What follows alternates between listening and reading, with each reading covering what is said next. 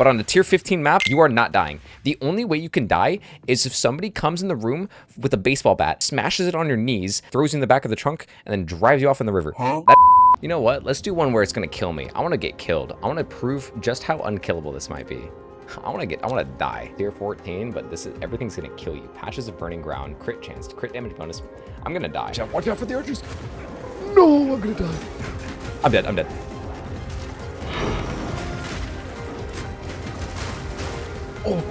Oh no. Oh my god, the unkillable Demon King. That is a perfect example of this build in like full effect. I should not be alive right now. Some of you might have noticed in the bottom left of your screen, I have 14,000 shielding, which is effectively 14,000 HP. I also have capped reses and about 40% evasion. I am not sacrificing anything for this build. This unique chest piece is giving me about 4,500 total shielding by itself. And again, at the time of this video, it only costs about 1 to 3 Exile on average. This build is perfect for anyone at the end game struggling to close out your maps or higher tier maps without dying or even failing. And this is a build you need to pick up before it's too late, because I really doubt it's going to last long. And not only do I have over 14,000 HP, but I'm effectively immune to all chaos damage thanks to Chaos Inoculation, which means I'm immune to the purple chaos magic spells, and I'm immune to poison, or at least the chaos portion of poison. I believe poison is a mixture of chaos and physical, so while you are not immune to the physical portion hitting you in the face, you will be immune to all of the poison damage over time. And I'm immune to bleed, because bleed cannot proc on a shield. So with all my shielding, it's impossible for me to be bled, poisoned, or take any chaos damage, effectively making me immune to nearly like 3 different types of damage sources or ailments, which are extremely common when it comes to mapping and your endgame. Again, I am capped out on all my reses and I have 40% evasion. I am not sacrificing anything to get this. Today, we have a little something different. So what's up to the YouTube side? I am still currently streaming my Christmas subathon live on my Twitch channel with my community, as you can see, which is the best place to stay up to date on all my builds and get early previews like today's unkillable Demon King build. This build makes use of 3 main things: a unique chest piece, Chaos Inoculation, and Grim Feast. And don't worry, this unique chest piece is dirt cheap. I'm talking like 1 to 3 exalts by the time of this video, which is likely gonna jump in price as more people catch on. But again, all my stream viewers got in at its lowest, so be sure to check me out live on Twitch for more stuff like this. Here are the worst drawbacks I can think of for this build. You don't auto-regen your shield anymore. You must use red pots to heal back your shielding. It requires 120 spirit, and you need a ton of skill points. I started around level 70 putting this build together, but I needed to make sure that I had all 24 bonus free skill points from the campaign before I could continue. And even then, I barely had enough skill points for this build to be juiced. But honestly, that's it. My build is essentially a Chaos Inoculation build. Chaos Inoculation combined with this unique chest piece allows you to deal an assload of damage, but still have amazing defense. This chest piece converts your maximum HP into shielding, and then it converts your HP to 1 with Chaos Inoculation. A lot of people assume that this doesn't work, but first it takes your HP, adds it onto your shielding, and then sets it to 1. That's the order of how it works, and as you can see, this is taking me all the way up to 14,000 HP. With my setup, I can easily farm tier 15 and tier 16 bosses, breaches, and deliriums all by myself, soloing them with ease. Literally, the only way you can physically die is if you get one shot with thousands of damage in a single hit, or more likely getting perma-stunned by mobs. My setup is disgusting. I have amazing room clear, boss DPS, and genuinely can't die. You know, except for the times that I do. So now let's go over the passives. Fun fact, before we get into all of the passives, if you press shift and hold over something on your keyboard, you can see exactly how much you're getting from each bonus, if it allows you to see a flat or decimal number. You start out and grab the early evasion and max energy shielding. You can go up and get the 40% energy shielding maximum bonus. This literally gives me almost like 1,000 shielding by itself. There's also a bunch of little nodes that gives you more shielding. Then you get even more energy shielding from here. This Eternal Youth is actually a really interesting keystone, because what this does is it allows you to heal your shielding back with your red pots. So normally you would have to wait until you're not taking damage for your shielding to recharge. With this life or Eternal Youth life bonus, you can actually heal it from your reds. So it allows you to sustain even harder, especially during boss fights when you can't activate Grim Feast. And we'll go over Grim Feast and the skills later. Big disclaimer, Eternal Youth does not work with Meditate. If you're an invoker and you have Meditate, you cannot use Meditate if you have Eternal Youth. It's one or the other. Either you meditate to heal back your shield, or you use red pots to heal back your shield. You cannot use both. Then we make our way up to Chaos Inoculation, which again sets your max HP to 1 and makes you immune to all chaos damage. This is insanely overpowered because you are literally sitting at 14,000 HP and you cannot take poison damage or chaos damage of any type, which is very, very common in mapping. Then I go all the way down here for the max juice. This is 60% energy shielding, maximum increase. I'm getting another like 1,000 from just this. And yes, it says 20% slower start of energy shield recharge, but again, you can't even recharge your shield anyways. So this is nothing but positive for Eternal Youth combination with the Chaos Inoculation and just so much free shielding bonuses here that it's just insane multipliers for you. And if you're wondering how I get overcapped, I'll get into that with all the skills and abilities. Then I go down here. If you're wondering how I got my evasion, because I do have such a really high evasion, this is 37%. It literally all comes from this. It's insane. You get 2 evasion for every 1 energy shield in your helmet. I don't know who made this, but that basically means that my 200 energy shield is effectively 400 evasion. And it gets even more with any multipliers or whatever. I go up to from 3% to 37%. That's like almost 35% evasion with just my hat. And I have no other evasion. It's all shielding. Everything is just shield, raw shielding, and then elemental res. It's literally insane. Let's go over the actual gear setup of everything with my gear and skill gems. Starting off with the skill gems because it's just easiest to explain and get into. I have Tempest Flurry. I don't really use Tempest Flurry a lot. My primary source of DPS is Stormwave. Stormwave is doing all my damage. It might not look like enough because it's 30,000, but this is 30,000 base. I do have rage stacking, which is an extra 30% bonus damage when I stack all 30 rage, which is very easy to do when I spam Stormwave. I get 35% bonus damage whenever I free something. So another 30% and a 35% are not being factored into this DPS and will only trigger later. This gives me up to around like 60,000 DPS when it's both stacked together. This gives me less lightning damage and fire damage, but again, we are all cold damage with this. So this actually gives us more damage than if we took it off. We have more attack speed as well for more DPS. Charge Staff is actually used as a debuffer here. It does great damage, but I'm only using it to really debuff the enemies for my main source of damage. So this is all doing cold damage. So when I activate Charge Staff, I'm actually getting cold exposure on an enemy if I crit them. And it's kind of hard to guarantee a crit, so you have to take Inevitable Critical so that you guarantee that you will apply cold exposure. And then when you do apply it, it is 30% increased effect.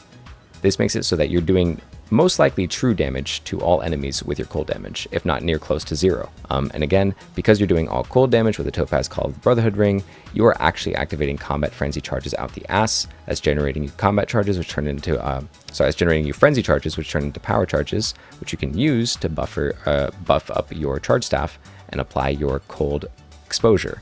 For Tempest Bell, I am running Overabundance, so you can have 2 bells. I'm running a Heavy Swing just for more physical damage. It does actually work on it. It gives you like an extra 1,000 bonus just for free. It says it has less attack speed, but you're not really using it for attack speed. I don't know what that means. Maybe it means the shockwaves happen a little bit slower. That's the only thing I can really think of. But so far I haven't really noticed it, so it's just free bonus damage. And you have Culling Strike, so this is going to be used on like bigger enemies, like rare enemies or bosses, where you slap down the bell and you can either DPS them down with Stormwave or Tempest Flurry. Then Shattering Palm. I love Shattering Palm. This is how you get those really big, juicy, like screen wipes of enemies. You hit them with the Shattering Palm, you slap them once with your Stormwave, and they all explode. And this has Execute on it to make sure that it explodes everything near you and that nothing survives because it's a massive area of effect. Herald of Ice is going to be added on top of this because once you use Shattering Palm, once something is frozen and shatters, it's going to activate Herald of Ice, which does 8,000 damage. It does +1 is cold skills, 100% chance to blind enemies on hit, and then more elemental damage, but cannot inflict elemental elements. And this is perfectly fine because this doesn't really build up cold or freezing at all. It just does cold damage, which is going to chill them at most. And you don't really care for that because you just want them dead.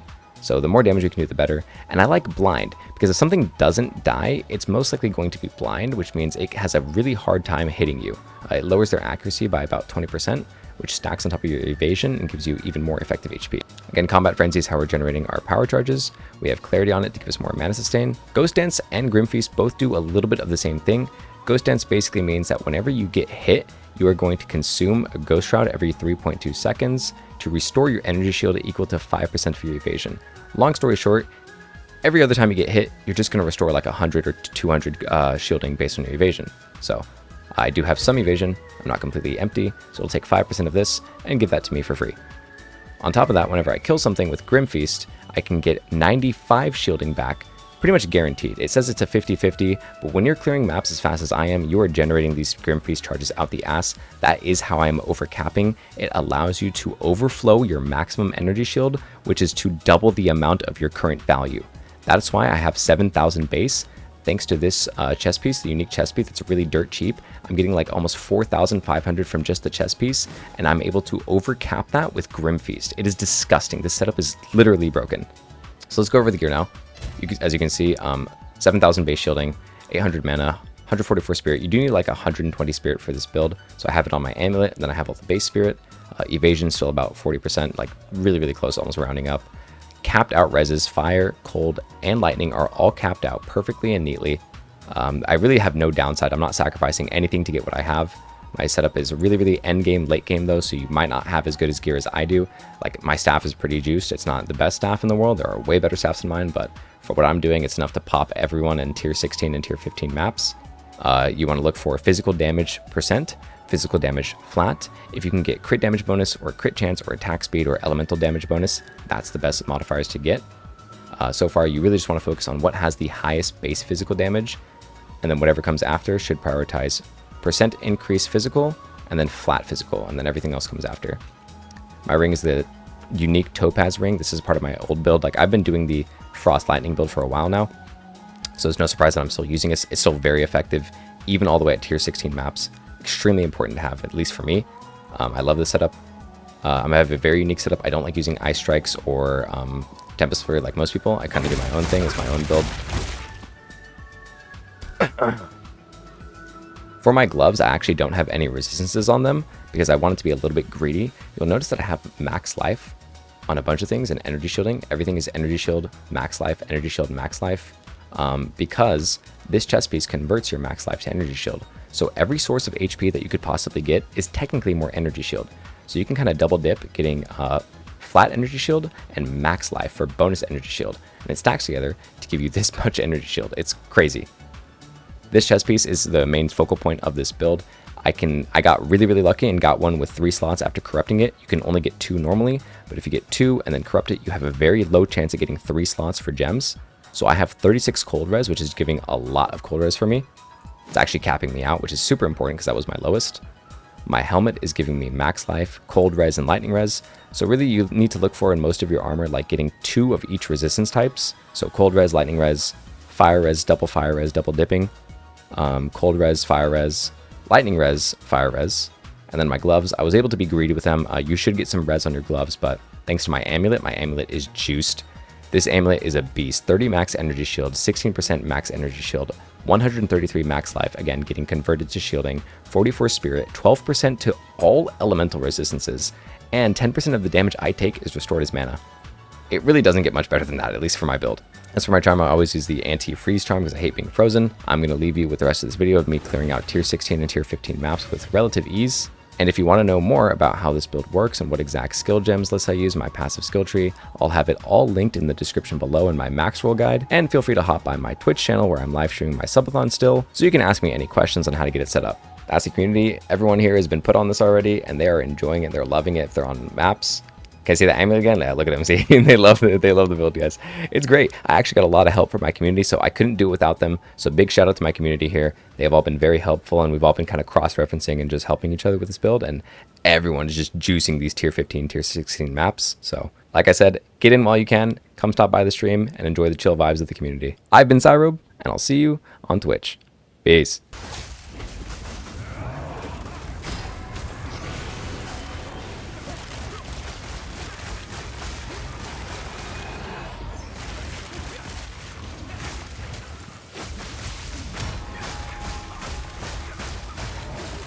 Oh, he's getting melted now. Nice. He just couldn't move. Tier 15 boss. I didn't delete him. It wasn't like an instant deletion, right? But it was something that was like tier 14, but this is everything's gonna kill you. Patches of burning ground, crit chance, crit damage bonus. I'm gonna die. I genuinely might just die here. I genuinely don't think I can do this. Yeah, like these arrows that will literally get you killed.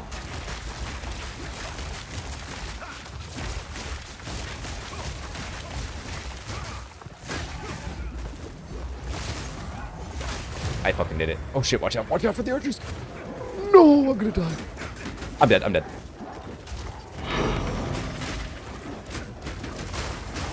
Oh no. Oh my god, the unkillable Demon King. He fucking lives. No, dude, no. That is a perfect example of this build in like full effect. I should not be alive right now. All right, we're gonna do a tier 15. Ooh. Beasts, pack size, cold damage, breach, and boss, tier 15. Chill.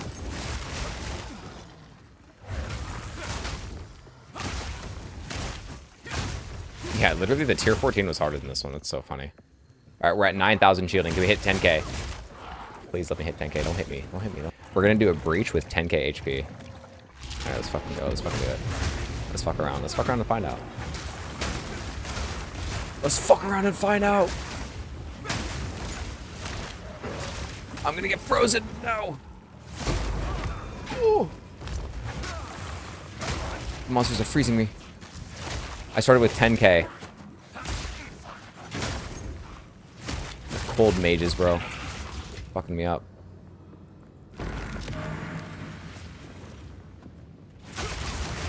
No, it ran out. No.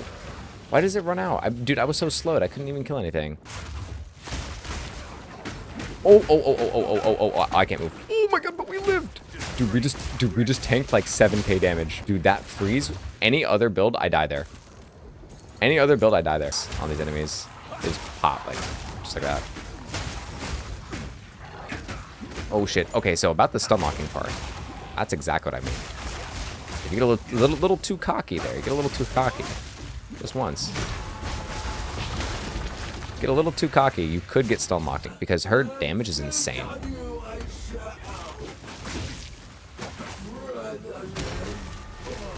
Oh, never mind. She's not coming here.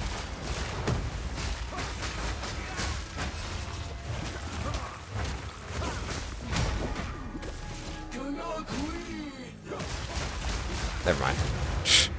I don't know what I was worried for. I think it's because she used to give me trouble before this build.